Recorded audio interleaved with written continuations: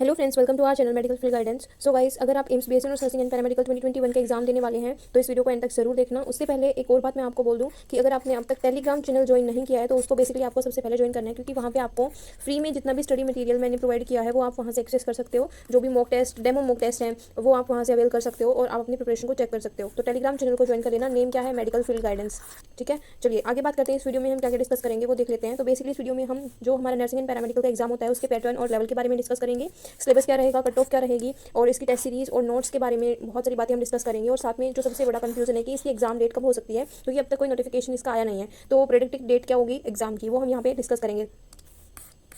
देखो, सबसे पहले तो हम बात कर लेते हैं हमारे एग्जाम के लेवल के ऊपर और पैटर्न के ऊपर। पैटर्न में तो सिंपल सी बात है कि हमारी नर्सिंग में 100 क्वेश्चन होते हैं और 100 में से 30 क्वेश्चन होते हैं हमारे पीसीबी से और 10 क्वेश्चन होते हैं जीके से। ठीक है, और अगर हम पैरामेडिकल का देखें तो 90 क्वेश्चन होते हैं 90 मार्क के लिए, और यहाँ पे आपका 30 पीसीबी से होते हैं। ठीक है, जीके सेक्शन यहाँ पे नहीं होता। साथ में यहाँ पे फिजिक्स और केमिस्ट्री तो कंपलसरी होते हैं, लेकिन एक ऑप्शनल होता है बायो और मैथ में से, यानी कि मैथ वाले जो स्टूडेंट है वो भी इस एग्जाम को दे सकते हैं। ठीक है, तो यहाँ पे ये एक प्लस पॉइंट है कि मैथ वाले भी इस एग्जाम को दे सकते हैं। नेक्स्ट हम बात करते हैं सीट के बारे में। तो सीट बेसिकली यहाँ पे अगर नर्सिंग की बात करें तो 700 प्लस सीट्स हैं। एक्जैक्टली मुझे नहीं पता, लेकिन इस ईयर सीट बढ़ी हुई है तो कट ऑफ पे डायरेक्टली इफेक्ट पड़ेगा। कट ऑफ आपका लो रहेगा इस साल। ठीक है, और अगर पैरामेडिकल की सीट की बात करें तो 170 प्लस सीट्स हैं। ठीक है, कुछ सीट यहाँ पे भी बढ़ी है लेकिन बहुत ज़्यादा नहीं बढ़ी। यहाँ पे पैरामेडिकल में आपकी 10 से 12 सीट बढ़ी है और नर्सिंग में आपकी ऑलमोस्ट 150 सीटें बढ़ी हैं। तो बेसिकली इसकी कट ऑफ थोड़ी सी लो रहेगी और इसमें ज़्यादा इफेक्ट नहीं पड़ेगा। ठीक है, अभी हम बात कर लेते हैं किस चीज़ के बारे में, कंपटीशन के बारे में। यहाँ पे देखो कंपटीशन हाई किस वजह से रहता है, क्योंकि सीट जो है वो हमारी बहुत ही कम है और जो नंबर ऑफ एप्लीकेशंस आती हैं अगेन यहाँ पे भी बहुत ज़्यादा होते हैं। ठीक है, यानी कि काफ़ी सारे बच्चे पार्टिसिपेट करते हैं। आप देख सकते हो पूरे इंडिया में आपकी टोटल नर्सिंग की एम्स के लिए कितनी सीटें 700 प्लस, लेकिन बच्चे इतने सारे पार्टिसिपेट करते हैं। और जो भी ये बच्चे होते हैं ना वो ऑलमोस्ट क्या होते हैं, या तो उन्होंने नीट की तैयारी करी होती है, ड्रॉप पर होते हैं, या फिर उनका अच्छी खासी कोचिंग ली होती है। तो यहाँ पे इस वजह से भी लेवल हाई रहता है। इसका मतलब ये नहीं है कि अगर आप 12th में हैं तो इस चीज़ को क्रैक नहीं कर सकते। बिल्कुल, आप अगर 12th में हैं और अगर कोचिंग नहीं ले रखी तो इसको ईजिली क्रैक कर सकते हैं अगर आपने एनसीईआरटी को अच्छे से किया है तो। ठीक है, चलिए अभी हम बात कर लेते हैं सिलेबस के बारे में। बहुत ज़्यादा कंफ्यूजन है, बहुत सारे बच्चे मुझे पूछते हैं कि दी सिलेबस जो गूगल पे हमें मिलता है नेट पे वो तो सिर्फ मतलब 12th होती है। ठीक है, ऑलमोस्ट 12th होती है, 11th उसमें स्किप होती ही नहीं है। तो क्या वही सिलेबस है? तो जी नहीं, वो सिलेबस नहीं है आपका। चाहे पैरामेडिकल हो चाहे नर्सिंग हो, सिलेबस कंप्लीट आपकी एनसीईआरटी आएगी 11th एंड 12th की, चाहे वो फिजिक्स हो, केमिस्ट्री हो, बायोलॉजी हो। और मैथ में ऐसे देखो मुझे पता नहीं है पैरामेडिकल वालों के लिए, लेकिन हाँ आपका पीसीबी का श्योर हूँ मैं कि 11th एंड 12th की कंप्लीट एनसीईआरटी आएगी। ठीक है, ऐसा नहीं है कि सिर्फ 11th आएगी सिर्फ 12th आएगी। तो ये एक इंपॉर्टेंट फैक्टर है कि आपको सिलेबस का पता होना चाहिए। साथ में नर्सिंग में जीके भी आती है। अब जीके में आपके 10 क्वेश्चन आएंगे। ये 10 क्वेश्चन आपके रीजनिंग से भी हो सकते हैं, करंट अफेयर से भी हो सकते हैं, स्ट्रैटेजी के से भी हो सकते हैं। तो यहाँ पे ये चीज़ फिक्स नहीं होती। ठीक है, आगे बात करते हैं।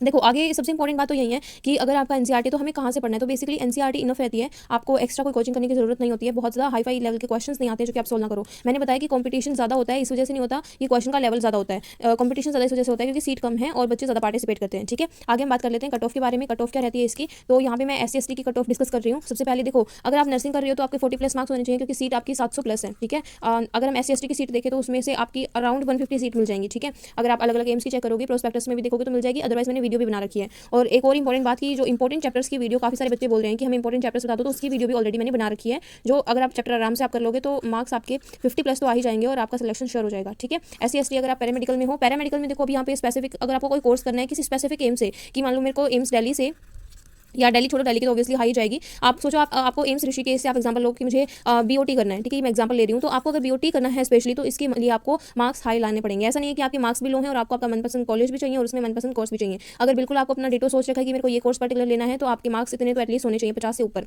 लेकिन अगर आपका कोई भी कोर्स जो भी आपका मतलब जिसमें भी नंबर पड़ जाता है, अगर आप वो ले लेंगे तो बेसिकली आपको अगर आपके 40 भी मार्क्स होंगे तो आपको इजीली मिल जाता है। ठीक है, अगर आपका दिल्ली टारगेट है, पैरामेडिकल हो या नर्सिंग हो, अगर दिल्ली टारगेट है तो 70 प्लस मार्क्स होने चाहिए। SC/ST के लिए भी वैसे तो 60 प्लस में भी हो जाएगा, बट सेफ स्कोर लेके चलना है, 70 प्लस का टारगेट रखो। ठीक है, ओबीसी की बात करें, ओबीसी और ईडब्ल्यूएस में EMW लिख रखा है, EWS। ठीक है, कुछ ज़्यादा EMW पढ़ लिया, EM वेव्स की, जिसको नहीं पता होगा इस चैप्टर के बारे में। ठीक है, तो बेसिकली ये EWS था। ठीक है, EWS कैटेगरी जो हमारी होती है, तो यहाँ पे उन दोनों ओबीसी और EWS के लिए सेम होते हैं मार्क्स, बहुत ज़्यादा डिफरेंस नहीं होता। तो 50 से 60 मार्क्स अगर आपके होंगे तो आपको नॉर्मली कोई भी कॉलेज मिल जाएगा। लेकिन दिल्ली की रिक्वायरमेंट अगर आपको तो फिर आपको 80 प्लस का टारगेट रखना है। सेम जनरल में भी आपको बहुत ज़्यादा डिफरेंस नहीं होता, 60 प्लस मार्क्स अगर आपके हैं तो आपको कोई भी एम्स मिल जाएगा। और अगर आपको सिर्फ दिल्ली ही चाहिए तो आपका 85 का टारगेट होना चाहिए। ठीक है, इसमें आपका थोड़ा सा डिफरेंस हो जाता है। चलिए आगे बात करते हैं। आगे है हमारे पास, देखो सबसे इंपॉर्टेंट है अभी आपका, देखो एग्जाम डेट आ नहीं रही है। ठीक है, एग्जाम डेट इतना टाइम हो गया, कोई नोटिफिकेशन इससे रिलेटेड नहीं आया है कि कब होगा।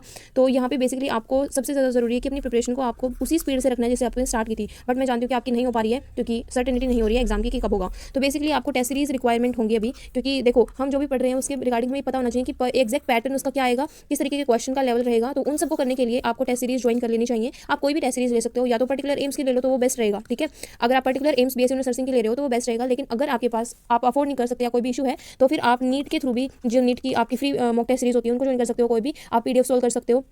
तो अगर आप वो भी कर लोगे तो उसके क्वेश्चंस अगर आप आराम से कर लेते हो तो भी आपका एम्स का पता चल जाएगा कि आपका स्टैंड कहाँ कर रहे हो, आपका सिलेक्शन होगा या नहीं होगा। और बेसिकली हमारे चैनल पे आपको 10 यूनिट टेस्ट मिल रहे हैं AIIMS BSc nursing and paramedical के लिए, और ये आपके हिंदी और इंग्लिश दोनों लैंग्वेजेस में अवेलेबल होंगे। आपका एग्जाम दोनों ही लैंग्वेज में होता है, काफी बच्चों को इसमें भी कंफ्यूजन रहता है। ठीक है, तो यहाँ पे मोर देन 300 बच्चों ने इस टेस्ट सीरीज को ऑलरेडी ले रखा है, तो आप भी इसको ज्वाइन कर सकते हैं। आपको डेमो टेस्ट मिल जाएगा टेलीग्राम चैनल पे, तो वो आप एक बार देखे जरूर देखें कि आप उनमें कितने क्वेश्चन में से कितने सही कर पा रहे हो। ठीक है, तो ये एक ज़रूरी बात थी।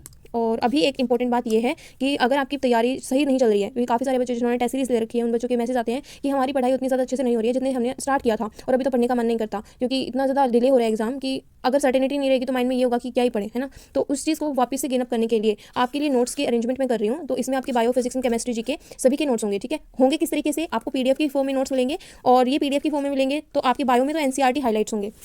बायो में एनसीईआरटी हाइलाइट्स मतलब इसमें आपको देखो सारी चीज़ें टैग मिलेंगी, जैसे कि इंपॉर्टेंट क्वेश्चंस जो होते हैं, वो लाइंस जो होती हैं जहाँ से क्वेश्चन बन सकता है, मोस्ट प्रोबेबल क्वेश्चन जहाँ से हो सकता है वो टैग मिलेंगी, और कुछ यहाँ पे पीवाईक्यू भी आपको टैग मिलेंगे। अब आप बोलोगे कि दी पीवाईक्यू कैसे टैग करोगे, ये तो ऑनलाइन एग्जाम होता है तो आपको पेपर कहाँ से मिलेगा। तो देखो पीवाईक्यू एग्जैक्ट हमें नहीं पता होता। ठीक है, पीवाईक्यू हम सिर्फ बायो के ऐसे बोल सकते हैं कि भाई हाँ मैंने एग्जाम दिया था तो मुझे पता है कि इस टॉपिक से पर्टिकुलर क्वेश्चन आया था। पूरे 30 के 30 याद नहीं रहेंगे, लेकिन 30 में से 10-20 क्वेश्चन तो हमें एटलीस्ट याद रहते हैं ना कि इस टॉपिक से आया था पर्टिकुलरली। और इतने सारे जूनियर्स होते हैं तो उनको आइडिया रहता है कि हाँ इस चीज़ से क्वेश्चन आया था। जैसे अगर हम एक एग्जाम्पल लें तो ऑप्टिक्स में आपका प्रिज्म से क्वेश्चन आया था, तो अब प्रिज्म से कितनी वैरायटी के क्वेश्चन हो सकते हैं, हम सभी को सॉल्व कर लेंगे। ठीक है, तो इस तरीके से आपको फिजिक्स में क्या प्रोवाइड होगा, बायो में तो एनसीईआरटी हाइलाइट्स हो गई, उनको टैग करके रखेंगे कि हाँ इससे ये लाइन इंपॉर्टेंट है, ये चीज़ इंपॉर्टेंट है, ये हमें याद करनी है, इसमें हमें ज़्यादा टाइम लगाना है। ठीक है, अच्छा अभी फिजिक्स में क्या मिलेगा, फिजिक्स में आपको मिलेगा फॉर्मुला लिस्ट, पूरे जो भी चैप्टर्स हैं उन सबकी फॉर्मुला लिस्टिंग आपको मिलेगी, और साथ में हर एक चैप्टर के 20 से 30 क्वेश्चन जो पर्टिकुलरली एम्स के पैटर्न के ऊपर बेस्ड होंगे वो मिलेंगे। ठीक है, ताकि आपकी और अच्छे से तैयारी हो सके। और क्या मिलेगा, केमिस्ट्री में भी वही सेम रहेगा। ठीक है, ऑर्गेनिक और इनऑर्गेनिक के लिए तो सेम रहेगा बायो जैसा। ठीक है, बायो में जैसे एनसीईआरटी हाइलाइट्स नहीं होंगे, लेकिन हाँ आपको नोट्स मिलेंगे और साथ में क्वेश्चन फॉर प्रैक्टिस मिलेंगे। यहाँ पे फिजिकल का फिजिक्स की तरह रहेगा। ठीक है, और जीके में आपको क्या होगा, 500 क्वेश्चन की पीडीएफ मिल जाएगी।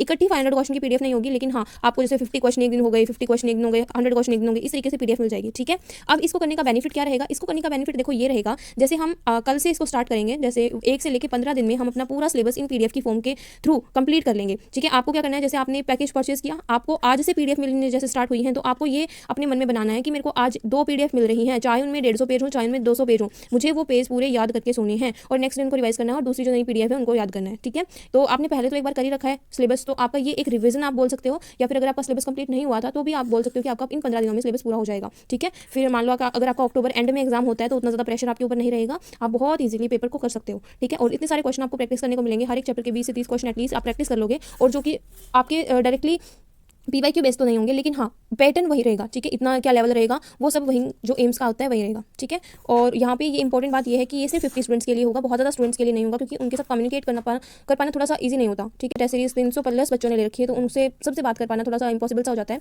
तो ये एक है, आपको डेली टारगेट्स भी मिल जाएंगे 15 दिनों में, आपको क्या क्या चैप्टर्स रोज कंप्लीट करने हैं, तो ये एक बेनिफिशियल चीज़ रहेगी मेरे हिसाब से। और इसकी कॉस्ट क्या होगी, काफ़ी बच्चे पूछ रहे थे, मैंने टेलीग्राम पर ऑलरेडी ये बता रखा है, तो ये आपकी 1300 रहेगी, और जिन बच्चों ने टेस्ट सीरीज ले रखी है उनके लिए 1000 रहेगी। ठीक है, और मैंने बता दिया कि एग्जाम आपको अक्टूबर लास्ट तक हो सकता है। ठीक है, अभी यार देखो और ज़्यादा डिले होने के चांसेस होंगे नहीं, नवंबर कुछ लोग बोल रहे हैं कि नवंबर में हो जाएगा, पर मुझे लगता है कि अक्टूबर एंड तक हो जाएगा। ठीक है, तो अपनी तैयारी इसी हिसाब से रखिए। अगर आपने अब खुद के नोट्स प्रिपेयर कर रखे हैं और आप उनसे तैयारी कर पा रहे हैं तो बहुत अच्छा है, लेकिन अगर आपको जरा सा भी ये लगता है कि मेरी पढ़ाई नहीं हो पा रही है तो प्लीज़ डोंट टेक रिस्क, क्योंकि अगर आपने अब की बार मिस कर दिया ना 2021 वाला, तो हो सकता है कि 2022 में क्या हो, ये नीट के थ्रू हो जाए, तो मे बी वो थोड़ा सा आपके लिए डिफिकल्ट हो सकता है। तो प्लीज़ अभी 2021 को आप एक गोल्डन अपॉर्चुनिटी लेके चलिए और इसको क्रैक करने के लिए पूरा ट्राई करिए। ठीक है, so thank you for watching this video. और इंपॉर्टेंट बात ये है, अगर आपको टेस्ट सीरीज से रिलेटेड कोई भी क्वेरी है या फिर आपको नोट्स के रिगार्डिंग कुछ पूछना है कि हम कैसे परचेज कर सकते हैं, तो वो उसके लिए मैं एक अपना व्हाट्सअप नंबर डिस्क्रिप्शन बॉक्स में डाल दूंगी, तो वहाँ से आप पूछ सकते हो मेरे से। और दूसरा, आप टेलीग्राम चैनल जरूर ज्वाइन कर लेना, वहाँ पे मैंने डेमो पीडीएफ्स भी शेयर करी हुई है, तो उससे आपको काफ़ी हेल्प मिलेगी। ठीक है, so thank you for watching this video. अगर कोई और डाउट है, कोई क्वेरी है, तो आप मुझसे कमेंट बॉक्स में पूछ सकते हो।